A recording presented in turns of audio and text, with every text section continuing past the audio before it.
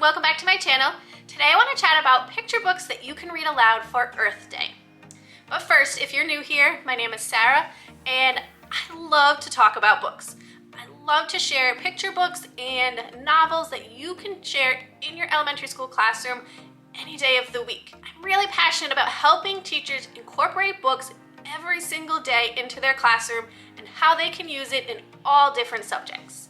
If that's something that you're interested in, make sure you give this video a thumbs up and hit that subscribe button down below. And first I want to point out that my daughter insisted that we wear matching outfits today. So we both have on shirts that say, "When in doubt, go to the library." And if you know where that quote is from, leave it in the comments below. I bet most of you will know. So, Earth Day books. When I was choosing these books, I wanted to make sure that they were quality books that would get across the point of taking care of our Earth and everything that is on it. Oftentimes I find that Earth Day books are either on the more cheesy side or the preachy side.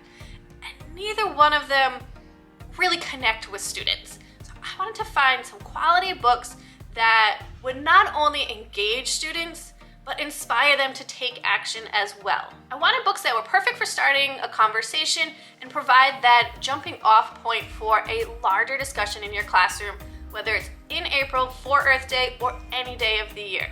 And make sure you stick around to the end because I do have a free interactive read aloud lesson plan to go with one of the books.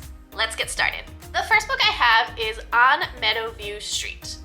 In the story, a young girl named Caroline moves to a new house on Meadowview Street. But when she gets there, she's disappointed to realize there's no meadow and no view. All the houses look exactly the same with perfectly flat, manicured front lawns. As her dad is mowing the lawn, she finds one lone flower and decides that she wants to take care of it and nurture it. Her dad's kind of okay with that because it's a little bit less lawn that he has to cut. But that one flower turns into a couple more flowers and a couple more flowers. And as her flower garden grows, it brings in all sorts of creatures, butterflies, birds, and she realizes that she needs to make room for all of the creatures. That it's not just humans that are living on the earth, that there are other animals and insects and trees that all are part of our earth. And she's making one little step, one little difference at a time to bring that all to her yard. I think this is a great book for you to share in your classroom for Earth Day. The next book that I have is We Are Water Protectors. And I've actually shared this book already. I shared it in my favorite books of 2020. And if you want to check out that video, I'll leave a link to it right here. But it was one of the books that I thought was amazing that came out last year. This one is inspired by indigenous-led movements across North America. It issues this urgent rallying cry to protect Earth's waters from harm. All the things, all the pollution that ends up in our water, how important it is that we protect it and keep that from happening. This one is a little bit more abstract than the first one that I shared, but the lyrical words and the beautiful illustrations will really have an impact on your students. Next up, I have a brand new book, and this one is called The Big Beach Cleanup. This one really stuck out to me because every summer I love going to the beach, and yesterday, actually, we did our big beach cleanup. Every year in the spring, my family goes down, and the beach that we go to, we clean it up and get it ready for summertime, and it just makes me look forward to summer coming and to going to the beach. But in this story, Cora is so excited about the sandcastle contest and she can't wait to participate in it, but then she finds out that it's canceled. And the reason that it's canceled is because there's too much litter on the beach and they can't build their sandcastles. So she decides that she needs to do something about it. So she encourages her mom to help her clean up, and they realize that even though they're working hard, they only have 4 hands and they can only do so much. But that doesn't stop her. Her and her mom decide to recruit friends and neighbors and people around town to help them clean up the beach. And eventually they get it clean enough and the sandcastle contest can begin. I like that this book is a reminder that we need to take care of the earth so that we can continue to use it. Whether it's for a sandcastle contest or being outside and enjoying nature, it's important that we make small contributions, or even large ones, towards keeping our earth healthy, safe, and clean. And Actually, in the back of this book, there's some back matter that gives examples of how students can help take care of the earth. Those small, simple steps that they can do.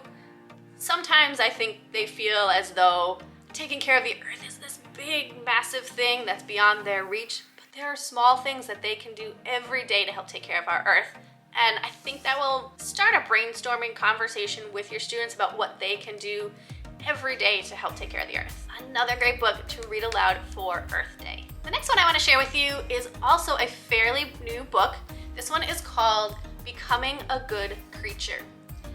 This one isn't necessarily about Earth Day, but it's more about how important animals are and how much we can learn from them and how we need to protect them so that they can continue to share lessons with us, such as friendship, compassion, and how to be a better creature. In the story, the author talks about how animals are often misunderstood, but that we have more in common with them than we realize. And not only do we need to take care of the animals, but we need to take care of the earth for them because they are also creatures of the earth, that it's more than just humans that need the earth to survive. I really liked this one. This next Earth Day picture book that I want to share with you is called Thank You, Earth. This is a very simple book, and it's really a thank you note to the earth for all that it provides for us. I like how this book, it uses beautiful photographs to help us understand that we need to slow down and appreciate all that earth provides for us. Sometimes our lives are so busy or we're inside so much that we don't realize all the things that we get from the earth. All these things are often overlooked or taken for granted, and we really need to take the time to appreciate them and be grateful for what the earth provides for us. It really encourages readers to think about the earth in all of our everyday actions.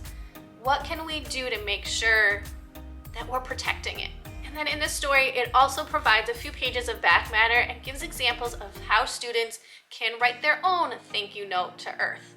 Not necessarily writing a letter, but through those actions, what can they do every day to help make sure that our Earth is healthy and safe and protected. The next book that I have is one of my absolute favorites, and I'll explain why in a minute, but this one is The Curious Garden. Liam lives in this gray, dark city, and everybody stays inside, and nobody wants to come out, except for Liam. He loves to explore and splash in the puddles, even though it's not that nice outside. And on one of his explorations, he stumbles across a small abandoned garden. And through a lot of hard work and patience, Liam helps that small garden grow into something bigger and more beautiful. And all of his hard work, he eventually encourages other people to come out and join him in creating this more beautiful world to take the place of that gray, dark city that it once was. So this is one of my favorite stories because a few years ago I visited the High Line in Manhattan, and it's this old abandoned railroad that has been turned into a beautiful walkway full of flowers and trees and gardens, and you can overlook the city as you walk along it. And as I read this book, that's all I could think of was how much it reminded me of the High Line. And then I got to the author's note at the back and realized that that was what inspired this story. So it was a really neat connection that I made. And if you can ever visit the High Line, I highly recommend checking it out. But a great book to share with your students for Earth Day. So I have a free interactive read aloud that you can download to go along with The Curious Garden that will be perfect to use for Earth Day. In this download, you'll find questions that you can print right on Post-it notes and stick in the book. These are great discussion questions to go along with the story as you're reading with your students. The questions can also be printed out on a template so that you can have all of them in one spot if that's easier for you. Along with that comes the full lesson plan, all planned out for you with the vocabulary words, so that it is easy for you to do this lesson with your students. There are also activity sheets to go along with the book, as well as a fun craft that you can do with your students to go along with the Curious Garden book to help teach your students about the importance of Earth Day. As I mentioned before, this interactive read aloud is completely free for you to download, and I will leave a link for that in the description box down below. So make sure you check that out. I know your students are gonna have a great time reading this story. So those are my 6 favorite picture books to read aloud for Earth Day, but there are so many more out there. I'd love to know which ones are your favorite for reading aloud. Leave a comment down below telling me what some of your favorite Earth Day books are. I'm excited for you to share some of these stories in your classroom to help encourage students to take care of our Earth, because we need it to stick around for a really long time. And I hope that it encourages them and helps them realize how important it is that we take care of the Earth. If you enjoyed any of these books, make sure you give this video a thumbs up and hit that red subscribe button down below, because I'll be back next Sunday night with more read aloud tips and book ideas that you can share in your classroom. Have a great week.